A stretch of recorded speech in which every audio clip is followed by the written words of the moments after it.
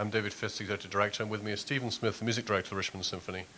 And we are delighted to be able to share with you our plans for the coming year, and also to acknowledge and appreciate all of those, including those of you here, who are making it possible.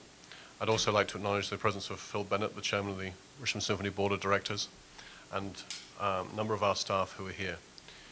We haven't always had a press event to launch a season, but I'm delighted that we are doing so this morning because we do have some great events to announce. And so without any further ado, let me ask Stephen Smith to come to the microphone and let you into the secret of what we have been planning and can now unveil. Stephen. Thank you, David, and let me add my welcome to everyone. We're delighted that you could join us today. I'm going to actually take this off the stand because I have a tendency to want to wander around a bit. So we are very excited about the season that we have coming up. We have some incredibly notable guest artists as well as some special partnerships, which we'll tell you a little bit more as we move along. But I think starting with our special concerts for this coming season, outside of our main series, we always present a number of incredibly notable events. And we're particularly excited about our opening night concert, a performance with the world-renowned virtuoso violinist Joshua Bell. He was actually in Richmond in 1989. That was his most recent appearance in Richmond. So it's high time that our audiences get to hear this wonderful superstar when we have this opportunity. I'm going to date myself a little bit here, but when I was a student at the Eastman School of Music, Josh first won, I think it was a Masterworks prize. It was one of the earliest prizes that he won as a young violinist, and the finals were held in the Eastman Theater. And I remember hearing him play Mendelssohn that evening as part of the final ceremony. And I thought even then as a student, this guy was going to go somewhere, and sure enough, that's what his career has done. So we're incredibly excited about being able to share the Carpenter stage with him. He'll be performing Bruch's Violin Concerto No. 1 in G minor. It's really one of his signature pieces. It's a piece that I've heard him perform, and he does it to great acclaim. And the balance of that program will be given over to some great orchestral showpieces as well, beginning with Smetana's The Moldau, and finishing with two of Respighi's brilliant tone poems, The Fountains of Rome and The Pines of Rome, two works which are very, very popular with audiences and orchestra alike. Our other two special programs will be, of course, our annual presentation of Handel's Messiah in December, and then a return visit, but a new program, a new show of the Bugs Bunny at the Symphony. This is Bugs Bunny at the Symphony 2, which comes to us from Warner Brothers. I'm sure a lot of you, here I'll date myself again, as long as I'm going down that path, remember the wonderful cartoons that actually taught a lot of people about classical music, and those wonderful inside jokes which we continue to share as musicians. And I'm occasionally encouraged to imitate my Bugs Bunny conducting chops on the podium, but maybe I'll resist in this case. So we're really thrilled to have Bugs Bunny back again. And it I think, is a great illustration of how it's so important to the mission of our orchestra that we look for many, many different ways to interact with many, many different audiences and to broaden the welcome into the world of symphonic music throughout our entire community. We'll move on to our main Masterworks series now. And we're spread over a couple of screens here, but I'll give you a couple of highlights. The main series after the opening with Josh Bell will continue with our presentation of the Mahler's Second Symphony, The Resurrection, one of the great pillars of symphonic repertoire, featuring, of course, the symphony chorus, two wonderful guest artists, and, of course, the orchestra. We are featuring quite a number of fabulous guest artists as well. Pictured on this page, we see Richard King, the principal horn of the Cleveland Orchestra, performing a Strauss Horn Concerto in November. Adam Golka performing the Rachmaninoff Second Piano Concerto in January, and orchestral works on those programs, the Tchaikovsky Fourth Symphony, among others. One thing that I'm very, very excited about is our program in February, for a whole variety of reasons. But first and foremost, I think what I'm most excited about is the presentation of the music of Duke Ellington in the context of our Masterworks performance. In my mind, he is one of the great American composers who exemplified what American music was, in embodying all kinds of different influences. And the program that we are putting together for this performance includes not what we might think of in terms of some of the big band and the more popular tunes, but music that he wrote specifically for combining his band, his big band, and a symphony orchestra. Works such as Night Creature, Harlem, The Three Black Kings. Ellington loved puns, and this is one of the greatest of them. In French, it's much better, Les Trois Rois Noirs. And it's just an incredible, incredible piece. But the other thing that's very, very exciting about this program is our partnership with two great institutions in our community. The St. Paul's Baptist Church Choir. And we first began to meet St. Paul's Baptist with the Celebrity Maestro event, which started very early on in my tenure. Pastor Lance Watson from St. Paul's was one of our celebrity maestros. And we're delighted to welcome here today Heather Anderson from St. Paul's, who's been our collaborative partner on a number of events, and we'll be working together on that. Also with us today from the One Voice Chorus is Stan Orchowski, who is right there. Thank you. And we're delighted to welcome One Voice into this program as well. It's a great celebration of some of the music from Ellington's sacred concerts, an effort that he went to later in his life that fuses all of the different influences that came upon him, and I think is a wonderfully fitting way to celebrate his music.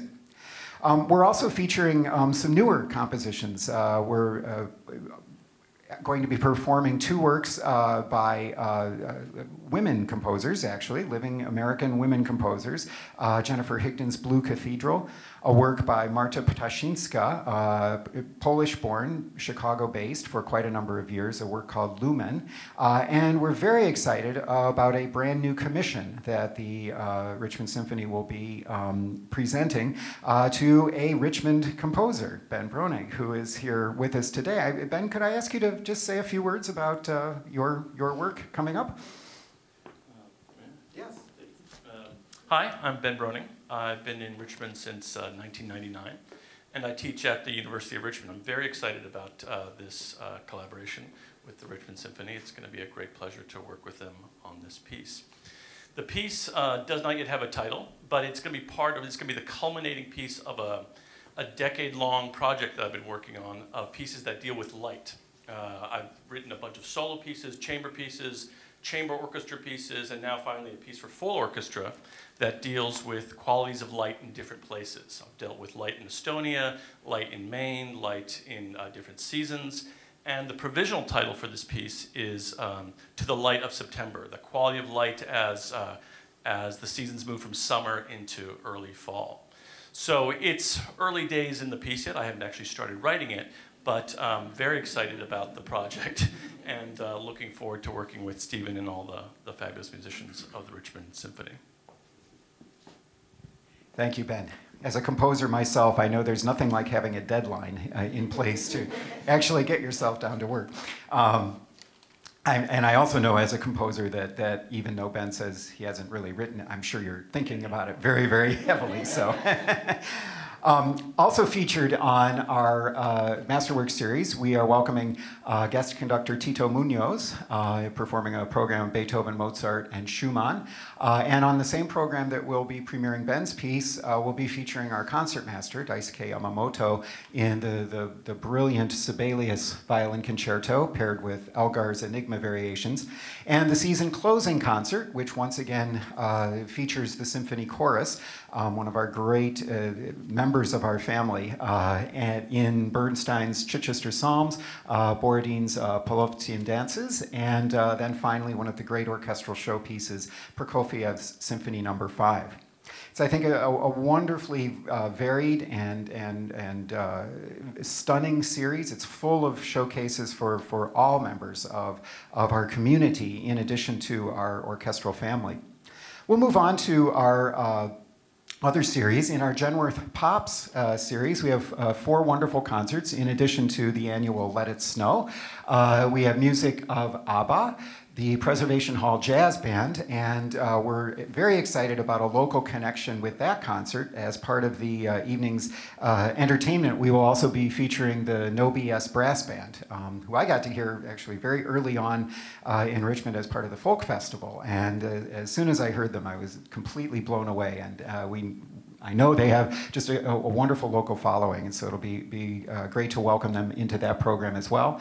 And then finishing up with Wicked Divas, a celebration of not just the music of Wicked, but other great Broadway shows featuring some very, very talented Broadway performers. Our Metro Collection, which is of course our chamber orchestra series, is a great opportunity to explore repertoire in a more intimate surrounding, presented in Ashland at Randolph-Macon College. It also gives us an opportunity to showcase many of our own fabulously talented musicians as soloists. So in the course of the season, we'll hear our principal bassoonist, Tom Schneider, playing Peter Schickele's Concerto for Bassoon and Orchestra, which is a serious piece, by the way. We equate Peter Schickele with the music of P.D.Q. Bach and all the jokes entailed there. But this is Peter Schickele's other side as a composer. Wonderful, wonderful piece. The Hinastera Harp Concerto, featuring our principal harpist, Lynette Wardle. And all of these works throughout the entire series, encompassing both classical and contemporary repertoire, really do feature the orchestra in its most intimate surroundings.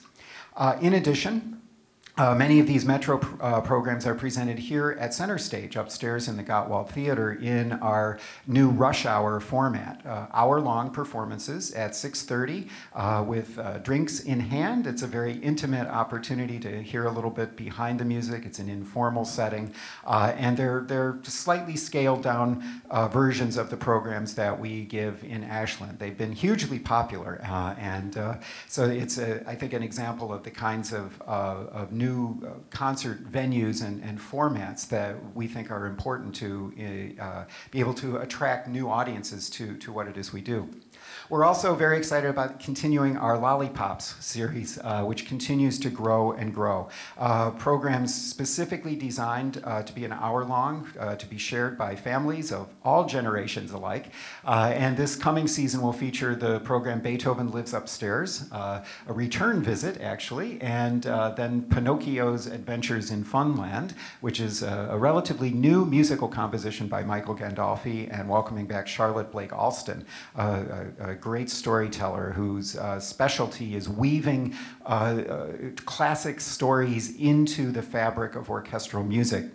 And then finally ending with a work called Orchestra Games by the composer Gregory Smith, no relation, who has really created a whole body of work that helps introduce young people and old people alike to some of the intricacies of the instruments of the orchestra and how we interact with one another on stage, but in the context of a fun game-like situation.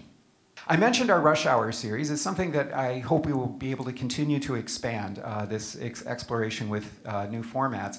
But I also want to call your attention to another new effort this year. This is specifically for college-age subscriptions.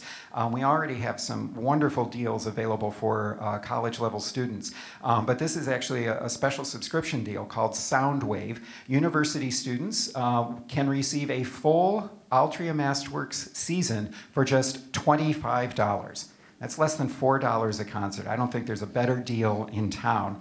And I'd also like to highlight one of our other specialties is that for every paid admission, adult admission to a Masterworks, you can bring a child under 18 for free. It's a wonderful opportunity to introduce young people to a symphony orchestra, and we're very proud of both of those initiatives. So I've walked through the season. We'll, of course, be available for some questions later. And at this point, I'd like to turn the microphone back over to David Fisk. Thanks, Stephen. We orchestrated this morning in such a way as it falls to me to have the very pleasurable duty of thanking all those who make it possible, but also to announce some major partnerships in this coming season. In reviewing the plans that we have laid, none of this would be possible without the underwriting that we have enjoyed for some years now from our major business partners, Altria, Genworth, Union First Market Bank, and associated with special events, Midwest-Vaco and Dominion. I'm delighted that Wendy Shields is able to join us from Altria, and I'm delighted and honored to be able to announce the continuation of Altria's sponsorship for another season. Thank you so much.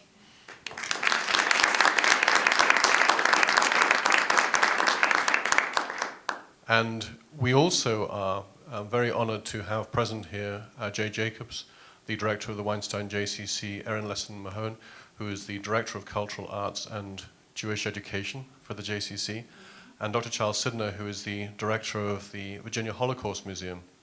Also Adele Johnson with One Voice Chorus, as well as our friends from St. Paul's Baptist Church. Community partnerships are what make the Richmond Symphony able to realize our vision, leading through artistic excellence to inspire and unite our community through the power of live music. We try to be very attuned to and sensitive to the world around us, both in what is happening today, but also in the anniversaries that we sometimes celebrate, sometimes commemorate every passing year. And many of you, of course, are very much aware that 2014 and 15 have a number of connotations associated with war. This year, 2014, being the 100th anniversary of the beginning of World War I, and the 70th anniversary of the D-Day landings. And 2015, of course, is the 70th anniversary of the end of World War II. But before that happened, of course, there was an astonishing, awful event that happened in January with the discovery and then the liberation of Auschwitz and the other concentration camps. And one of the events that we are both commemorating because of its historical importance, but also recognizing as a symbol of the indomitable spirit of human existence, is the 70th anniversary of the liberation of Auschwitz and of the other camps. And I'd like to ask Jay or Charles if they'd like to say a word both about the collaboration that we have enjoyed for some years together, but also about the significance of this occasion, especially as we recognize that the survivors are not with us for that much longer from those awful events. David, thank you, and thank you all for being here. And even though we're partnering with this event because of the recognition that comes with what happened in history and the acknowledgement of what happened in history, it's really not why we're involved. We're involved because what we have learned is to bring incredible things to this community means partnerships. It means financial partnerships, it means incredible program partnerships. Approximately a year ago, we got into our first big one with the Symphony, and it was an amazing, amazing event, one that people are still talking about who attended it. So when David approached us this year to join him and Charlie at the Holocaust Center to take on this program to help partner to make it happen, it was an absolute no-brainer for us. We're absolutely thrilled to be a part of it. We're thrilled to be a part of the Symphony season, and we thank David and the Symphony for the opportunity. Thank you, Jay.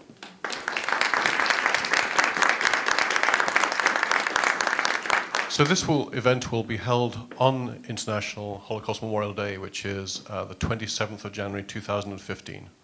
And it will be a concert here at the Carpenter Theatre, and the program details will be announced later once we have them all finalized. We've mentioned the collaboration with St. Paul's and with One Voice Chorus, which is another major community partnership of the coming year. And the third one, which I wanted to mention to you, also has a connotation with war, but not the First or Second World Wars, but of course the American Civil War.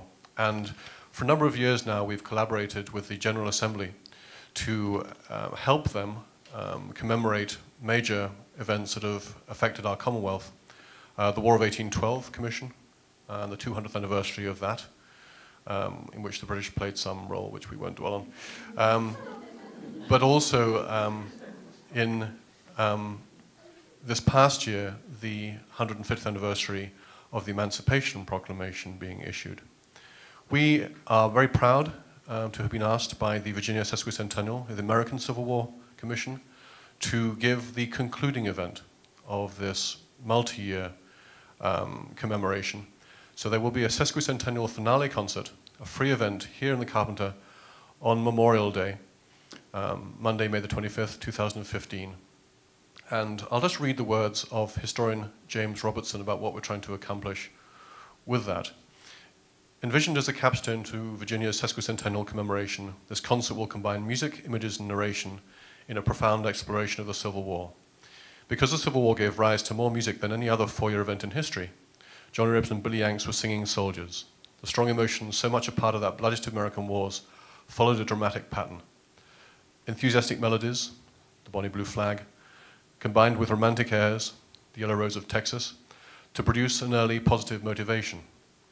While gospel spirituals, such as Go Down Moses, expressed guarded hope for 3.5 million slaves, the fervor of army life in time melted into loneliness, home sweet home, and despair, tending tonight on the old campground.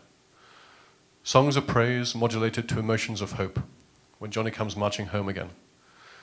The war ended and the nation became whole, due in great part to some songs, the Battle Hymn of the Republic among them, that will always be part of the national heritage we share. And it is through music that we can inspire and unite our community. That is what the Richmond Symphony is here to do. And we're delighted that you're all a part of it and that we'll be able to present to you our 57th season. Thank you.